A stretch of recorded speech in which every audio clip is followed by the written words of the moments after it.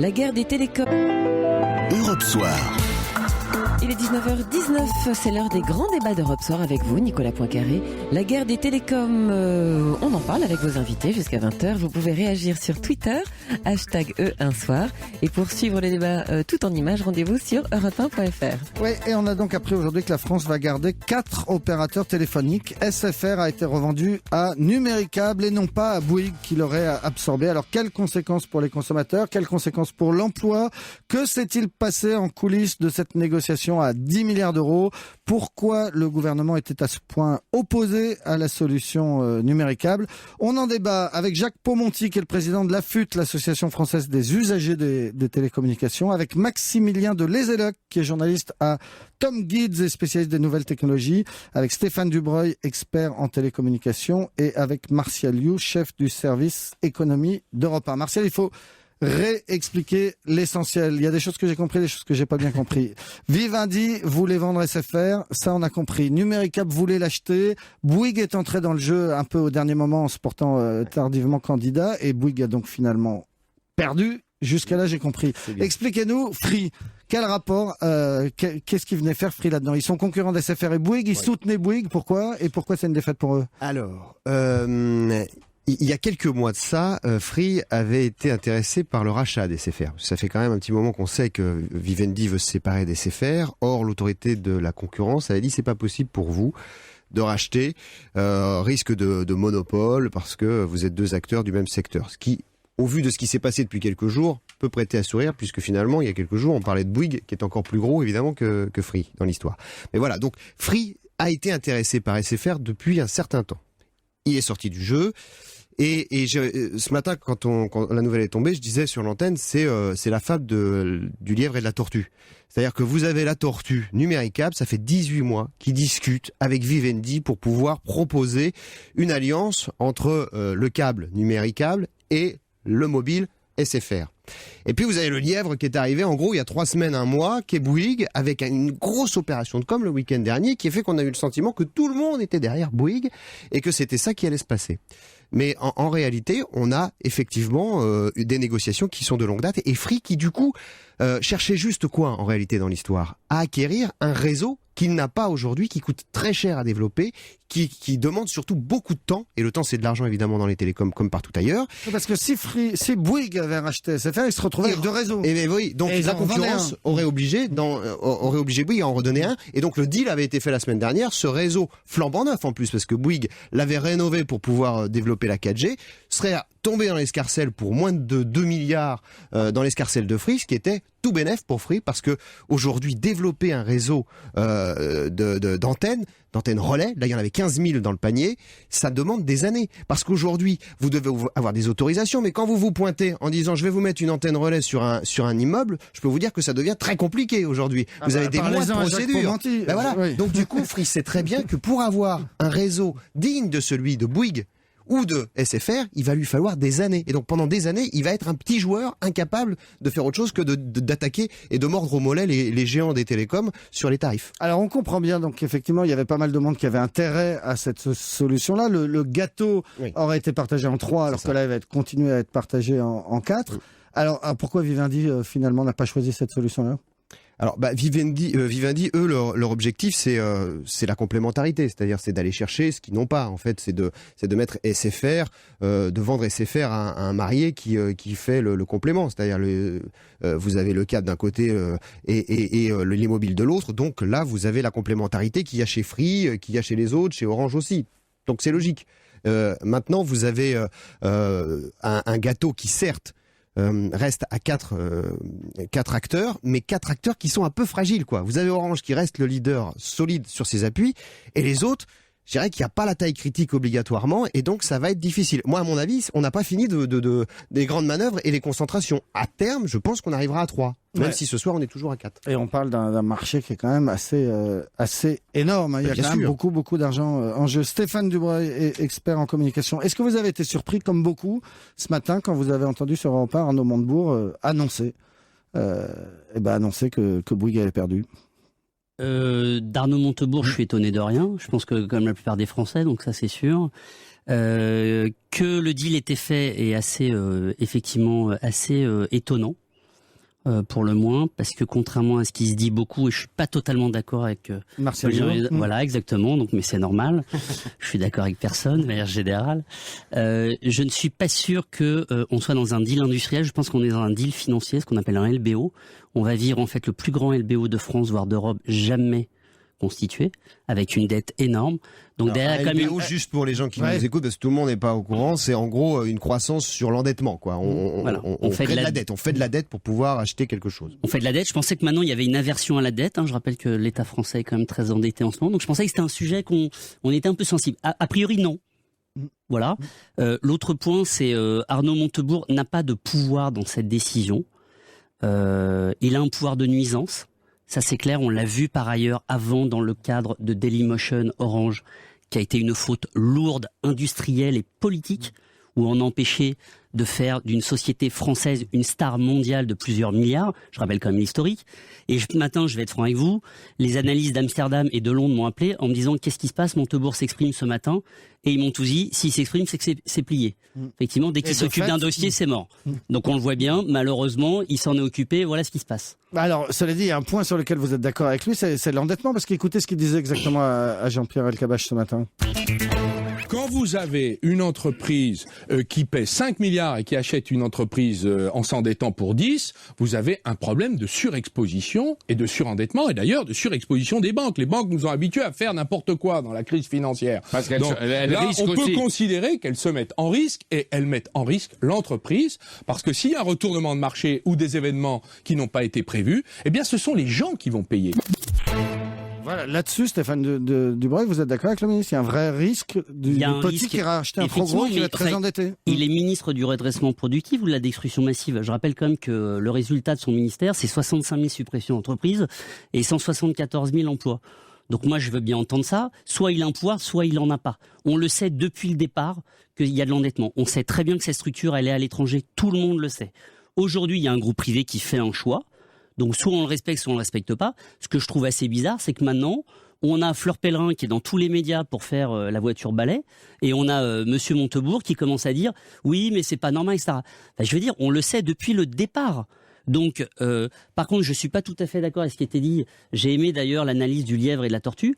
Moi, je prendrais plutôt la grenouille et le bœuf. C'est le même, c'est La Fontaine. La différence, c'est que vous relisez bien ces pages, lisez bien ce qu'il dit à la fin. La grenouille, elle enfle. Et elle crève, c'est les mots de La Fontaine. Il faut faire attention parce qu'il y a un enjeu colossal derrière et qu'on ne maîtrisera rien parce que tout est à l'étranger. La grenouille qui veut se faire plus grosse que le bœuf, qui veut réagir à ça? Maximilien de Les Élocs, effectivement, c'est dangereux ce qui se passe en ce moment? C'est difficile de lui donner tort, je pense que là-dessus on l'a tous compris.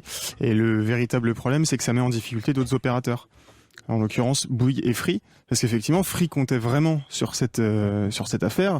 Il y en a même beaucoup qui pensent que c'était son grand plan depuis le début, c'est-à-dire savoir pertinemment qu'il n'y avait pas de place pour 4 opérateurs, y aller quand même en se disant qu'il avait les reins solides en jouant la carte du prix, parce que ça a attiré quand même 8 millions de clients en 2 ans, c'est quand même un record, et se dire que derrière, il y aurait nécessairement un des opérateurs qui allait lâcher le morceau. Ça pouvait pas être Orange, puisque c'est le leader, ça pouvait être soit Bouygues, soit SFR. En l'occurrence, ça a été SFR, mais ils n'ont pas eu l'opportunité de mener le projet à bien. Et donc forcément, il y aura quelqu'un qui va être déséquilibré. Il y en a qui pensent que ce sera Bouygues, puisque au final Bouygues semble être un peu le perdant. On en parlait tout à l'heure, parce qu'ils se retrouvent un peu les pieds dans l'eau. Ils avaient prévu effectivement une fusion qui aurait eu quand même de belles conséquences pour eux. Ils n'aiment pas perdre, il paraît, chez Bouygues. Ah bah non, enfin, personne n'aime perdre, mais... Il ne faut pas oublier que pour Martin Bouygues, c'est quand même son bébé. Enfin, si on fait de la psychologie de comptoir, Martin Bouygues, c'est un héritier d'Empire. Ouais. Il n'a pas bâti le bâtiment LBTP, mais en revanche, il a bâti Bouygues Télécom. Il y a une époque où on raconte, tous les matins, il passait par les bureaux de Bouygues Télécom pour demander combien on avait gagné d'abonnés pendant la nuit. Donc c'est son truc, c'est son bébé. Donc il va pas lâcher ça comme ça. Mais moi, j'exclus pas, la possibilité qu'un jour Bouygues Télécom et Free, pour le coup, s'associent. Mais là, ce sera dur parce que ce sera une sacrée bataille d'ego entre Martin Bouygues et Xavier Niel. Ou un étranger, parce qu'on a quand même cette spécificité en France de n'avoir que des opérateurs 100% français. Dans les autres pays, vous avez les internationaux qui interviennent, vous avez Telefonica, vous avez Vodafone, vous avez Deutsche Telekom, vous avez d'autres opérateurs qui sont pas 100% nationaux. Et les utilisateurs, qu'est-ce qu'ils en disent? Jacques Pomonti, pardon, je vous pose la question juste après la pub, à tout de suite. Europe Soir. Il est 19h32, c'est la suite des grands débats d'Europe Soir avec vous, Nicolas Poincaré. La guerre des télécoms, et vous pouvez réagir si vous le souhaitez sur Twitter via le hashtag #1soir. Oui, le grand Monopoly des télécoms, la partie de poker qui vient de se terminer avec SFR, qui sera donc revendue à Numéricable et non pas à Bouygues, comme beaucoup le souhaitaient. On continue à en parler avec nos invités et avec vous, Jacques Pomontey. Donc vous présidez depuis longtemps la FUT, l'association des usagers des télécoms. Alors pour les usagers, c'est une bonne ou une mauvaise nouvelle ce qui s'est passé aujourd'hui ? Écoutez, on est vigilant. On écoute. D'ailleurs, j'ai écouté les uns et les autres. Très intéressant. J'essaye de faire ma culture. C'est vrai que cette période est une période qui crée de l'incertitude, qui crée de la déstabilisation. On vous en avait parlé de certains. Et donc, la déstabilisation, c'est pas bon. Dans la mesure où les utilisateurs, leurs intérêts bien compris, ça suppose de bons opérateurs et des opérateurs solides et puissants, si possible. Et concurrents, si possible, parce qu'il y a eu des problèmes de concurrence. Nous souhaitons la concurrence, la compétition, dans de bonnes conditions, c'est-à-dire de la transparence, ce qui n'a pas toujours été le cas, mais maintenant, disons qu'on fait plus attention et puis on a une autorité qui est chargée de cela, en principe. Nous souhaitons aussi une bonne régulation du marché. On a souffert ces 2 dernières années de ce que la compétition était trop uniquement mobilisée sur les tarifs les plus bas possibles, et on a nous-mêmes, la FUT, on est intervenu publiquement pour dire attention, si vous asséchez toutes les capacités financières et autres des opérateurs uniquement sur le tarif, vous n'avez plus rien pour la qualité de service. Ah, c'est intéressant ça, vous, consommateurs, vous défendez pas forcément la baisse des prix. Et on est quand même très lucide sur l'importance considérable des investissements qu'il faut réaliser dans une technologie où il importe, compte tenu de sa rapidité d'évolution, d'anticiper sur les besoins. Et donc, par conséquent, la capacité d'investissement, c'est quelque chose de très important. Et donc, qu'il y ait 4 opérateurs, c'est pas forcément une bonne nouvelle. Peut-être qu'il en aurait fallu 3 plus costauds. Je pense que on est au début d'une évolution qui va pas intéresser seulement la France et qui va déborder sur toute l'Europe. La situation actuelle que nous connaissons en Europe, qui a été en grande partie fabriquée par une vision un peu ayatollah de la Commission de Bruxelles, sur la nécessité de faire la compétition la plus claire possible dans chaque pays, nous conduit aujourd'hui à ce que nous avons quelques 300 opérateurs en Europe de l'Ouest, alors qu'il n'y en a que 3 sur le marché américain. Donc il y a forcément un New Deal, un parti de poker, vous parliez tout à l'heure, la partie de poker va continuer. Et c'est pas fini. Quand on parle, Maximilien de l'ESELEC, quand on parle investissement, donc les 4 opérateurs vont être un peu moins costauds, vont sans doute moins investir, ça veut dire quoi très concrètement ? L'avancée de la 4G, l'arrivée de la future 5G, c'est tout ça qui est en question ? De toute façon, ils peuvent pas refuser d'investir sur la 4G. Je veux dire, on est déjà lancé. Ça fait plus d'1 an et demi maintenant qu'ils multiplient la communication et les investissements. On a des acteurs qui sont hyper puissants en termes de 4G. Bouygues, qui, on parlait tout à l'heure, était un peu, là, il est un peu sur la défensive maintenant qu'ils ont perdu l'offre. Ils restent avec le meilleur réseau en France de 4G. Donc ça, c'est déjà une énorme avancée. Orange a déployé le réseau 4G plus vite que n'importe quel réseau avant lui. Donc en termes d'investissement, c'est juste colossal. Et il y a SFR qui, lui, malheureusement, avait des fréquences qu'on appelle en or, c'est-à-dire qui couvrent les meilleures parties du territoire, mais qui ne sont pour l'instant pas vraiment utilisées puisque le déploiement est très lent. Et SFR, de toute façon, on en parlait tout à l'heure, Vivendi, on savait très bien qu'ils voulaient les vendre. Il y avait une forme d'attente. On attendait clairement qu'ils soient vendus et depuis, il se passe, pour ainsi dire, pas grand-chose. C'est-à-dire, ils suivent les autres opérateurs. Il y en a certains qui offrent le roaming à l'étranger. Bon, 3-4 semaines après, on va annoncer le roaming à l'étranger. Il y en a qui lancent la 4G sur des forfaits pas chers. Bon, puisqu'ils le font, on va y aller aussi. Et je dirais qu'il n'y a pas vraiment un manque d'investissement, il y a un manque d'entrain, en fait, parce qu'on ne sait pas trop où on va. Et alors, Numéricable, qui a gagné aujourd'hui, est plutôt spécialiste, comme son nom l'indique, du câble que de la fibre. Moi, j'ai découvert ça en écoutant Arnaud Montebourg ce matin, mais j'ai besoin de quelques explications supplémentaires. Écoutez.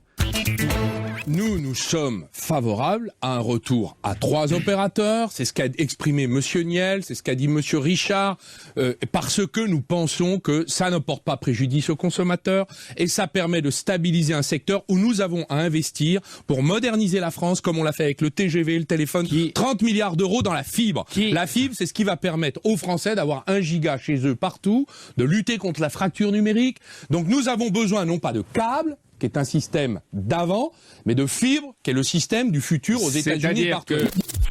Voilà, on a besoin de fibres plutôt que de câbles pour pouvoir tous avoir 1 giga chez soi. J'ai pas tout compris. Qu'est-ce qui peut me décrypter ça, Stéphane? Oui. Stéphane Dubreuil. Non, je crois qu'il se plante en fait. Je crois qu'il confond les choses. Il se plante. Ouais, parce qu'en fait, Numéricable, c'est eux qui ont littéralement tiré la fibre en France. Hein. C'est parce qu'en 2005-2006, ils ont décidé d'investir, qu'ils ont traîné le marché français vers là où il est aujourd'hui. Sinon, on en serait toujours avec trois pèlerins qui seraient connectés. Il a à peu près 10 ans de retard, Arnaud Montebourg, dans ce qu'il dit, mais en même temps, on peut pas lui en vouloir. C'est ce que dit Xavier Niel depuis le début de l'histoire. Donc, je vais le défendre, ce qui va être totalement étonnant. Stéphane Dubreuil. Malheureusement, il n'a pas tort. Eh oui. Ah bon? Oui. Il n'a pas tort parce qu'en fait, tout simplement, la fibre de Numéricable n'est présente déjà que dans 40% pour une raison régulatoire de la population. Premier point. Deuxième, elle utilise en amont les fourreaux d'Orange. Et à la fin, pour pas rentrer dans un débat technique, c'est que les derniers mètres, le fameux kilomètre dont on parle, c'est du coaxial. Donc ça revient à de la DSL. Donc en fait, c'est une fibre qui peut aller au maximum aujourd'hui à 30 mégas. Or, la fibre que proposent les opérateurs, la nouvelle, je rentre pas dedans, c'est du point à point, c'est-à-dire que la fibre, c'est-à-dire le faisceau lumineux, il arrive dans votre salon. Il n'est pas en bas de l'immeuble. Et cette différence, elle est notable parce qu'on n'a pas du tout les mêmes débits, la même innovation et on n'a pas surtout les mêmes services. Et en fait, il a pas totalement tort. Pour une fois, je suis désolé de le défendre, mais il a pas tort.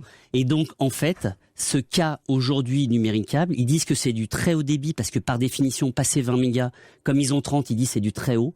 Mais c'est pas le très haut débit à 100 mégas et 1 giga où ils ne pourront pas aller très certainement. Est-ce qu'on peut essayer d'être encore un peu plus clair, Martial? Ça veut dire quoi? Ça va aller plus vite ou moins vite, Internet à la maison? Ça va aller plus vite, simplement par rapport à... Si on regarde à 10 ans, la capacité est limitée. C'est un petit peu comme si vous aviez une voiture avec un moteur bridé qui fait que vous pourrez pas, là quand tout le monde ira à 220, vous serez un peu limité à 180. Maintenant attention, c'est un peu comme sur les voitures aussi, les routes elles sont à 130 ou 110. Hein. Bon, on n'est pas rendu au très très haut débit. Alors on va me dire effectivement, quand on donne des capacités, on y va et d'accord. Mais simplement l'histoire c'est quoi? C'est que Numéricable au début c'est un câble. Et c'est un câble qui vous amène la télé. Ça, c'était il y a 25 ans. Donc, Numéricable, la première chose, c'est industriel. À commencer par, pour avoir Internet, il vous fallait le câble qui vous amenait l'info, puis un autre câble qui vous renvoyait l'info vers le réseau pour pouvoir faire de l'aller-retour avec Internet. C'est ça le principe. Ils ont dépensé beaucoup d'argent pour avoir ce câble aller-retour. Et ensuite, ils ont déployé la fibre en fonction des besoins du marché, c'est-à-dire une fibre effectivement un peu moins performante que celle que peut développer aujourd'hui parce qu'il a une autre capacité de financement. Et là, je rejoins complètement mon voisin. C'est la clé, c'est l'endettement. Pourra-t-il permettre de financer le très haut débit des années qui viennent? Ça, c'est pas sûr. Mais donc, pour résumer, aujourd'hui, Numéricable n'est pas en retard, n'est pas sur une technologie totalement obsolète, comme le dit Arnaud Montebourg. Ils ont un tout petit peu d'avance. La question, c'est de savoir est-ce qu'ils en ont suffisamment pour préparer l'avenir. Jacques Pomonti. Oui, juste parce que le problème, c'est que le transfert d'une technologie à l'autre peut être très coûteuse. Et c'est le problème que va devoir regarder Numéricable maintenant, parce que ça va vite. C'est vrai que c'est peut-être à 4 ans, 5 ans, mais 4 ans, 5 ans, c'est demain. Oui, bien sûr. Et ce transfert-là est très coûteux. Donc tout à l'heure, vous disiez, on sent une certaine atonie, ça bouge pas beaucoup, c'est pas très dynamique. Est-ce que ce qui est en train de se passer ne va pas nous laisser un peu dans cette atonie qui fait qu'on prend du retard quand même par rapport aux autres pays? C'est vrai que c'est la grosse crainte de ce qui s'est passé aujourd'hui, c'est-à-dire 4 acteurs, mais qui ne sont pas des acteurs forts forcément et forts financièrement, ne vont pas pouvoir obligatoirement investir dans le futur. Or, encore une fois, les métiers de demain, ils vont être liés à du numérique et à du très haut débit. Donc là, on est en train de prendre du retard et on l'a déjà entamé ce retard. Et là, je pense que c'est lié aussi au fait de la guerre des prix qu'il y a eu depuis 2 ans. C'est-à-dire que je crois de mémoire, alors là, j'ai des spécialistes qui sauront peut-être mieux les chiffres que moi, mais je crois que sur la 4G, on est à un taux d'équipement réel des Français qui doit être de 10-15%.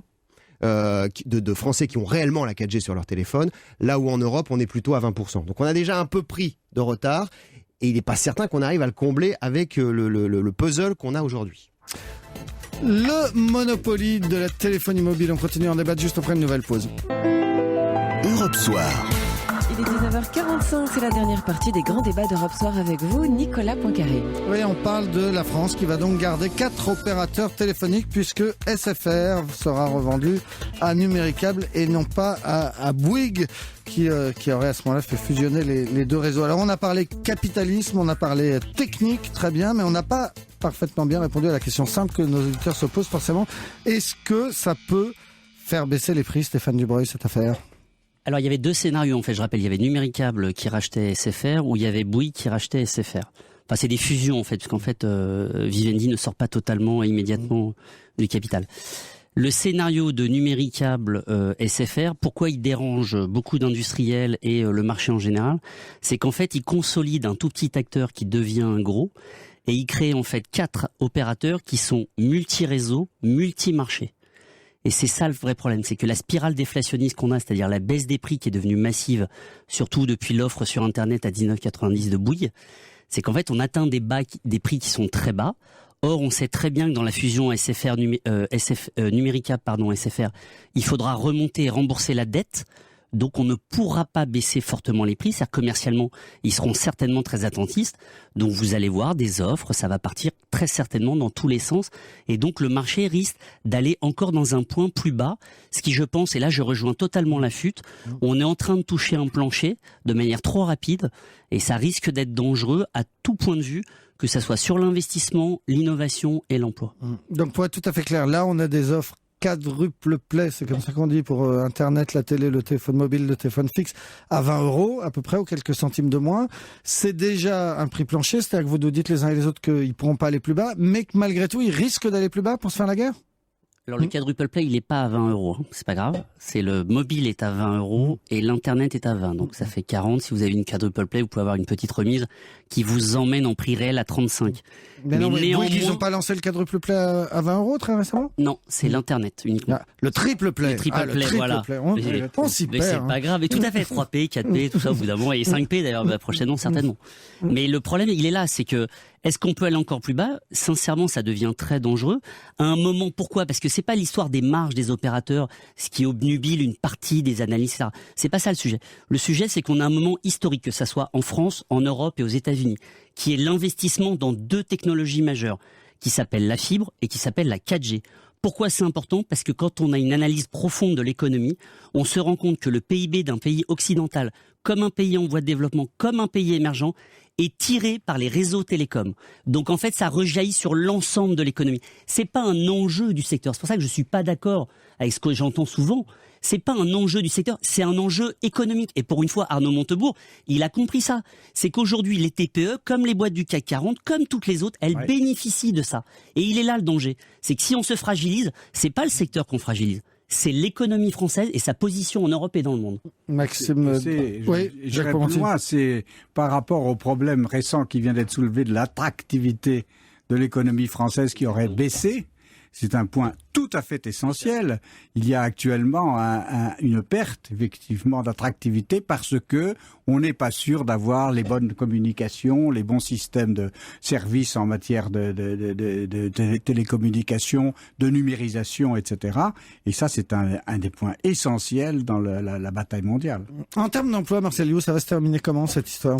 Là, j'ai envie de dire... je vais juste rebondir sur ce que je viens de dire 2 secondes, parce que moi, c'est un secteur, les télécoms, où franchement, jouer les devins, c'est très compliqué parce que ça bouge très très vite.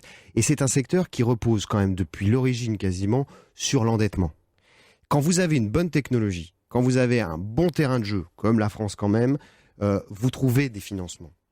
C'est un peu comme quand vous êtes un pays avec un triple A, globalement, vous pouvez vous endetter, il y a toujours des gens pour prêter. Donc, je sais pas, j'ai une inquiétude, je l'exprimais tout à l'heure, sur le fait d'avoir la capacité à financer les nouvelles technologies, mais possible quand même qu'on trouve les financements. Alors maintenant, sur l'emploi, a priori, c'est la meilleure des solutions, ce qui est en train de se dessiner avec Numéricable, puisque c'est ce que je disais tout à l'heure, c'est la conjonction de deux entreprises qui sont complémentaires. Donc, on va avoir moins de doublons que si on avait fusionné deux jumeaux qui étaient SFR et Bouygues. Par exemple, les boutiques SFR et Bouygues, ce serait en concurrence juste à côté les unes des autres. Il y a un nombre de métiers qui auraient été en doublon, puisque vous avez, c'est un truc qu'il faut bien comprendre, hein, pour comprendre ce secteur-là. C'est que vous ayez 10 millions d'abonnés comme Bouygues aujourd'hui, ou que vous en ayez 27 comme France Télécom aujourd'hui, vous devez dépenser le même investissement parce que vous devez avoir le même service en bout de chaîne. Donc en gros, vous avez un client chez Bouygues qui coûte beaucoup plus cher qu'un client chez France Télécom, ramené au nombre de clients. Donc là, il y a un enjeu essentiel dans l'investissement, dans la capacité d'avoir la masse critique de clients. Un dernier mot, parce qu'on a pas parlé du grand vainqueur du jour, c'est le patron de Numéricable. Naturellement. On a parlé tout à l'heure du perdant, Martin Bouygues, et le gagnant, c'est qui? C'est une des grosses fortunes quand même du monde, hein. Il est dans le classement Forbes, plus de 6 milliards de fortune estimée. C'est un gars très discret, Monsieur Drahi, né à Casablanca, je crois, de mémoire, et qui vit effectivement à Genève aujourd'hui, ou en tout cas en Suisse. C'est ce que lui reprochait Arnaud Montebourg ce matin du gouvernement. Et c'est quelqu'un qui quand même globalement est un homme d'affaires on va dire à la tapis un peu, hein, c'est-à-dire en jouant beaucoup sur les endettements pour pouvoir reprendre des entreprises, mais qui sur en tout cas le câble et la fibre est dans un credo, un combat de 15 ans, quoi. Il s'y est mis quand plus personne n'y croyait vraiment, quoi. Stéphane Dubreuil, c'est quelqu'un dont on va entendre parler demain? Alors je ne sais pas si c'est le grand gagnant, moi j'ai pas tout à fait la même grille de lecture. Je pense que le vrai grand gagnant au départ, c'est quand même Vivendi SFR avec Jean-René Fourtou, qui se retrouve avec une décote avant, parce que je rappelle qu'il y avait une cession à Vodafone, un opérateur étranger, à 18 milliards, il y avait une décote de 35%, et il arrive à faire entrer un autre acteur qui s'appelle Bouygues. Au départ, moi je pensais que le lièvre c'était Numéricable, a priori pour l'instant non. Et il arrive à s'en sortir plutôt pas mal, je rappelle qu'il va rendre la présidence au mois de juin. Il sort comme avec les honneurs vis-à-vis des actionnaires, donc je pense que le premier gagnant c'est lui. Le deuxième, effectivement, c'est Monsieur Drahi, mais je rappelle toujours, on fait des fortunes dans le temps, donc faut voir ce que va donner ce mécano industriel. Et au fait, pourquoi il vendait SFR pour mieux se concentrer sur les médias? Il revient sur son cœur de métier, c'est-à-dire effectivement les médias, Canal+, et il abandonne. Les actionnaires de Vivendi qui souhaitaient ça. Est-ce que c'est pas aller trop vite justement, parce que Fourtou, on a bien vu sur les dernières ventes, Activision Blizzard et les télécoms au Maroc, il a vendu ça très vite, il voulait justement pas s'embêter avec quelque chose de compliqué. C'est d'ailleurs pour ça que Numéricable a été sélectionné. C'était la solution la plus simple. Et moi, ce que je me demande, c'est est-ce que c'est vraiment la solution de simplicité qui est la solution la plus intelligente? Je pense que la sortie de Monsieur Montebourg ce matin, qui a agité la bourse, a quand même méchamment précipité les choses. Et c'est peut-être ça une des clés de la compréhension. C'est que cette sortie-là, elle a quand même beaucoup agité les marchés. Il y a l'AMF qui regarde quand même beaucoup les communications. Et donc peut-être Vivendi, qui, à mon sens, aurait dû annoncer 3-4 semaines de négociations pour tout le monde, a préféré peut-être faire un choix pour éviter ces sauts d'humeur sur la bourse qui étaient forts. Ce qui est un scandale en soi. Dans n'importe quel autre pays, et notamment aux États-Unis, vous êtes attaqué en justice pour ce genre de truc. Un ministre n'a absolument pas à dévoiler la décision d'un conseil d'administration qui ne s'est pas encore exprimé. Et c'est pourtant ce qui s'est passé ce matin chez Jean-Pierre Elkabbach et qui fait qu'on en parle ce soir de ce Monopoly des téléphones portables. Merci beaucoup à tous les quatre. Jérôme Commandeur tout de suite. Europe Soir. C'est jusqu'à 20h avec vous, Nicolas Poincaré. Et on termine la semaine avec Jérôme Commandeur. Bonsoir Jérôme. Bonsoir à tous. Ce soir, vous passez vos humeurs au surligneur. Et tout à fait, Nicolas. Alors, avant de démarrer, sachez que j'avais pas entendu le mot surligneur depuis 1984. C'est marrant parce que quand on vous voit, on se dit, tiens, il a une bonne tête, il a l'air plutôt sympa, mais il dit surligneur. Du coup, on doute et on passe son chemin. On n'a pas envie d'être copain avec un gars qui dit surligneur. Alors moi, comme je vous connais, je sais que derrière l'homme qui écrit ses papiers au Ronéo, hein, la polycopieuse, qui a frémi quand on est passé au fax parce que ça allait trop vite, qui collectionne des Scooby-Doo, qui boit du Rickless en regardant Colaro sur sa téléphone Ken, il y a un petit cœur qui bat et ça, c'est important. Alors oui, le monde tremble, les politiques français se déchaînent entre eux sur fond de scandale, l'Ukraine est écartelée entre l'Europe et la Russie, Gaza à feu et à sang, et moi je vais vous parler d'un surligneur, nous allons parler de Stabilo. La polémique sur la théorie des genres rebondit de manière inattendue. Alors Stabilo, qui est une marque pour laquelle j'avais jusqu'à présent peu d'intérêt, si ce n'est quand le jaune disparaissait du pot de Stabilo de mon bureau, ce qui est très méprisant pour le rose ou le vert, qui n'ont pas démérité, Mais c'est vrai que le jaune fait pas le même effet. Ton patron te surligne un truc au rose, on se dit tiens, il a pris du rose, alors que ton patron te surligne un truc au jaune, on se dit ah merde, j'ai fait une connerie. L'autorité naturelle du jaune. Je parle même pas du vert, qui est complètement baltringue, personne ringard qui utilise le vert. Alors la marque Stabilo a déclenché les foudres de Twitter il y a quelques jours, l'objet du courroux des tweetos, comme dirait Nikos, l'abus de marketing genré dont la marque aurait fait preuve. Alors par marketing genré, G-E-N-R-E, j'entends un marketing spécifiquement destiné aux hommes ou aux femmes. Alors Va Bene, l'agence de communication qui s'est occupée de la campagne pour Stabilo, alors pour elle je pense que ça n'a pas dû aller bene cette semaine, parce qu'ils pensaient peut-être bien faire, mais Va Bene nous indique qu'à la base, le Stabilo était un surligneur d'hommes dans un monde d'hommes, et que la marque souhaitait désormais accompagner les femmes dans leur conquête du pouvoir, rien que ça en leur dédiant un surligneur qui s'affranchit des codes et qui revendique un style délibérément féminin. Alors qu'est-ce qu'un Stabilo pour femmes ? Vous regarderez la photo sur internet, c'est un Stabilo, aïe aïe aïe, avec une forme de tube de crème. Donc du coup, crac, là on retourne dans les années 60, quand on couchait les gamins après nounours et que maman servait la soupe à papa après avoir passé la journée sur le balai brosse. On n'aura jamais autant parlé de Stabilo en mal. Alors, parmi les réactions, un utilisateur de Twitter qui doit sans doute travailler dans un tribunal a écrit « Chaque fois que je voyais une greffière passer un coup de Stabilo jaune, je me disais « Mais comment fait-elle sans testicules ?»